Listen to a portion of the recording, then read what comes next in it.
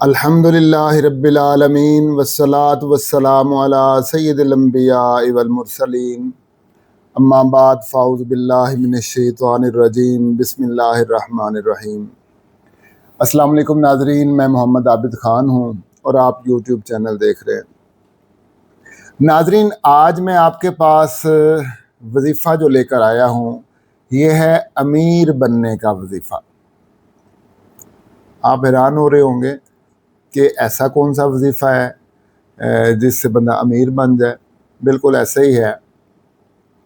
ایسا وظیفہ ہے، اور ایسا وظیفہ ہے کہ جو اللہ تعالیٰ نے خود قرآن مجید فرقان حمید میں ہمیں بتایا ہے۔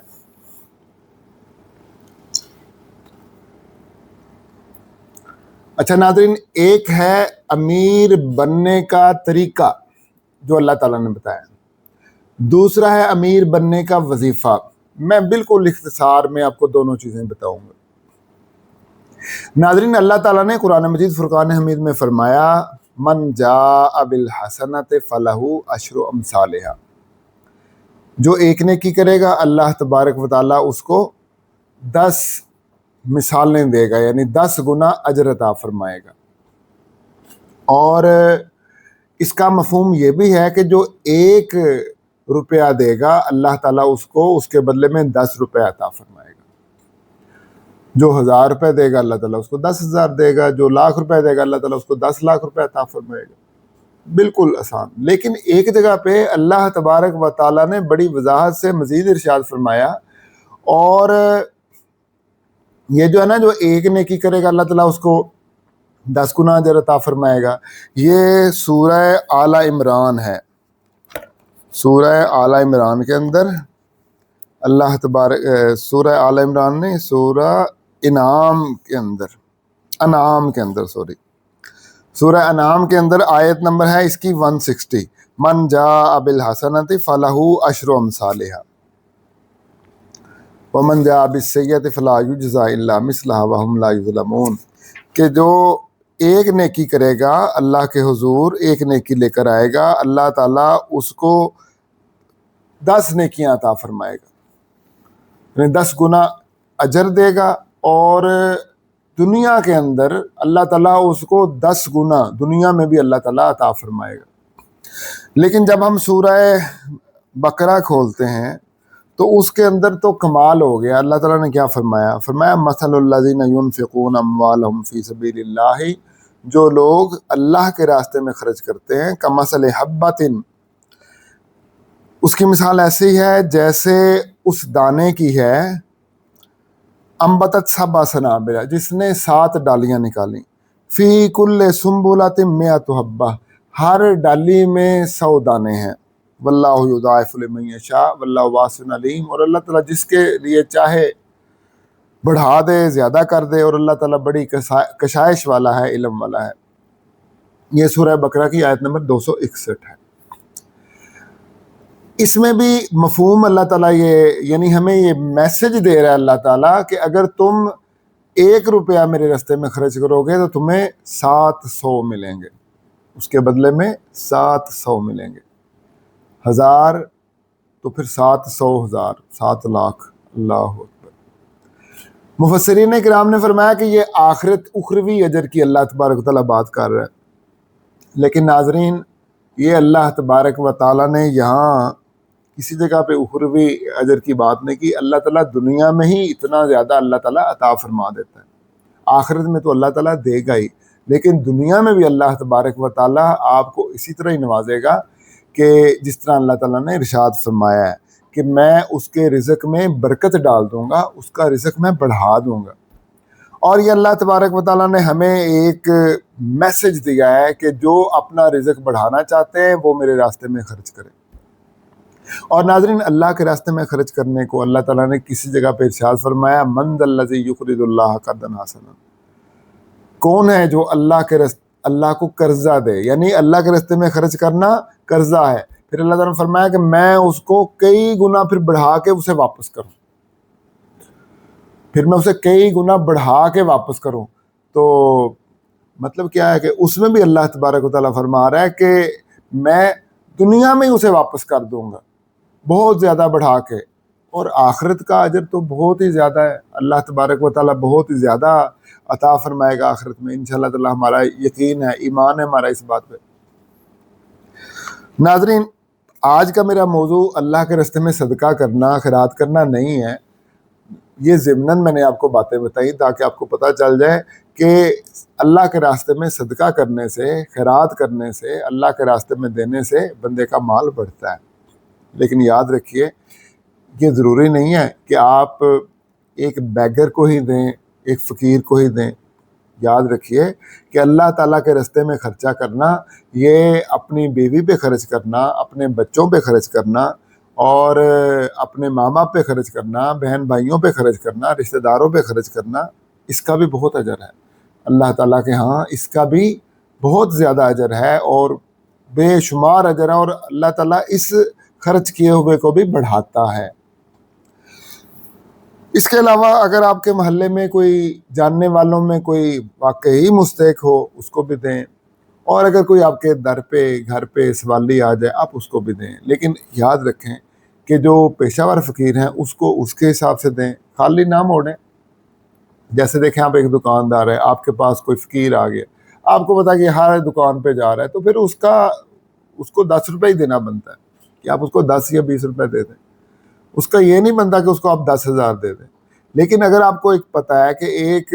شخص ہے اور اس کے کمانے کے ذرائع کم ہیں، کم کماتا ہے، وہ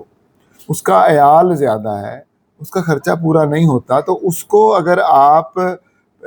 کچھ دیں گے تو اس کو پھر اس کی ضرورت کو پورا کریں گے آپ، پھر اس کو 10-20 روپے نہیں دیں گے، پھر آپ اس کی ضرورت کو دیکھیں گے اور اس کی ضرورت کو پورا کریں گے، اور اللہ تبارک و تعالیٰ اس کا آپ کو بہت زیادہ اجر عطا فرمائے گا۔ ضروری نہیں ہے کہ آپ کوئی بیوہ ہی دیکھیں، کوئی مستحق دیکھیں، کوئی متعلقہ ہی دیکھیں، ہاں یہ زیادہ مستحق ہوتی ہیں، لیکن جو معذور شخص ہے وہ بھی مستحق ہے، اور جو کماتا ہے لیکن اس کی جو تنخواہ ہے وہ کم ہے، وہ بھی مستحق ہے، اور اس کے خرچہ نہیں پورا ہوتا، وہ بھی مستحق ہے۔ ایسے شخص بھی ڈھونڈیں جو سفید پوش ہوتے ہیں، لا یسألون الناس الحافا، اللہ تعالیٰ فرماتا ہے لوگوں سے لپٹ لپٹ کے سوال نہیں کرتے، ایسے لوگ بھی مستحق ہیں، ایسے لوگوں کو بھی دیں۔ تو یہ ساری باتیں میں نے ضمناً کی۔ اب آتے ہیں وظیفے کی طرف، کہ جو میں نے آپ کو وظیفہ بتانا ہے، امیر بننے کا نسخہ کیا ہے جی؟ امیر بننے کا نسخہ پارہ نمبر 28 ہے، سورہ طلاق کھول لیں آپ اور اس کی آیت نمبر 7 جو ہے اس کو کھول لیں، اور اس کو آپ نے یاد کر لینا ہے ترجمے کے ساتھ، معنی کے ساتھ، اور اس کو آپ نے پڑھنا ہے۔ اللہ تعالیٰ کیا ارشاد فرما رہا ہے؟ لِيُنْفِقْ ذُو سَعَةٍ مِّن سَعَتِهِ، صاحب وسعت کو اپنی وسعت کے مطابق خرچ کرنا چاہیے۔ وَمَنْ قُدِرَ عَلَيْهِ رِزْقُهُ فَلْيُنْفِقْ مِمَّا آتَاهُ اللَّهُ، اور جس کا ہاتھ تنگ ہے وہ اتنا ہی خرچ کرے جتنا اللہ تعالیٰ نے اس کو عطا کیا ہے، یعنی کم تنخواہ والا اللہ کے راستے میں کم خرچہ کرے، ضروری نہیں ہے کہ وہ ساری کی ساری تنخواہ اللہ کے راستے میں دے دے۔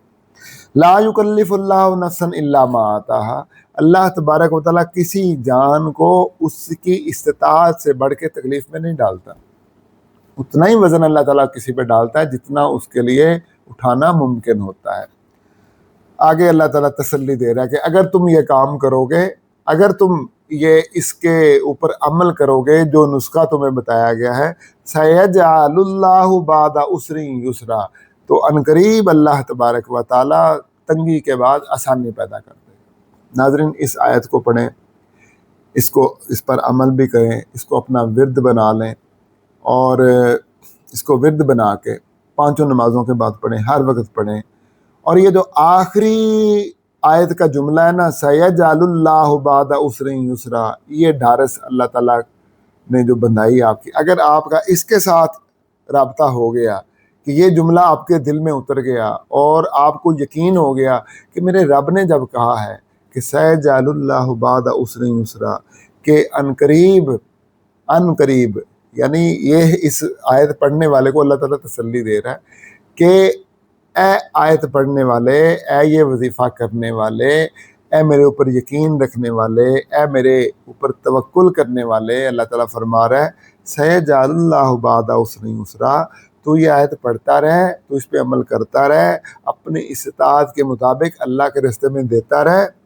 ان قریب تیرے حالات بدل جائیں گے، تیری تنگیاں بدل جائیں گی اور تجھے کشائش مل جائے گی، تجھے رزق میں تنگ دستی تیری ختم ہو جائے گی اور وسعت تمہیں مل جائے گی، یعنی تیری غربت ختم ہو جائے گی، تیری امارت سٹارٹ ہو جائے گی۔ ناظرین، اس یقین کے ساتھ اس وظیفے کو پڑھیں ہر نماز کے بعد اور اپنا ورد زبان بنا لیں۔ میں کبھی نہیں کسی کو بتاتا کہ اس کو 100 دفعہ پڑھیں، اس کو 200 دفعہ پڑھیں، بالکل آپ ایک دفعہ آپ کا پڑھ لینا، صرف ایک دفعہ ہر نماز کے بعد پڑھ لینا اور یقین کامل کے ساتھ پڑھ لینا، اس آیت کے اندر گم ہو کے پڑھ لینا اور اللہ تبارک و تعالیٰ کے ساتھ اپنے تانے بانے ملا کے پڑھ لینا، اس کا مزہ ہی کچھ اور ہے۔ وہ ایک دفعہ پڑھا ہوا آپ کا کافی ہے، آپ نہیں 5 نمازوں کے بعد پڑھ سکتے، آپ سارا دن میں ایک دفعہ پڑھ لیں، اس کو پورے دن میں ایک دفعہ پڑھ لیں۔ وہ کہتے ہیں نا 100 سنار کی 1 لوہار کی، تو بار بار اس کو رٹے لگانا، لینفق ذو سعۃ من سعتہ ومن قدر علیہ رزقہ فلینفق مما آتاہ اللہ لا یکلف اللہ نفسا الا ما آتاہا سیجعل اللہ بعد عسر یسرا، اس طرح مطلب رٹے لگاتا رہے، رٹے لگاتے طوطے کی طرح ٹیں ٹیں کرتا رہے، اس کا وہ فائدہ نہیں ہے۔ جو ایک دفعہ پڑھ لیں گے نا اور سمجھ کے پڑھ لیں گے، دل لگا کے پڑھ لیں گے اور اللہ تبارک و تعالیٰ کے جلووں میں گم ہو کے پڑھ لیں گے، جو اس کا مزہ، جو اس کی لذت، جو اس کا فائدہ اور جو اس کا اثر ہے، وہ اس طرح اثر نہیں ہے ٹر ٹر کر کے پڑھنے کا۔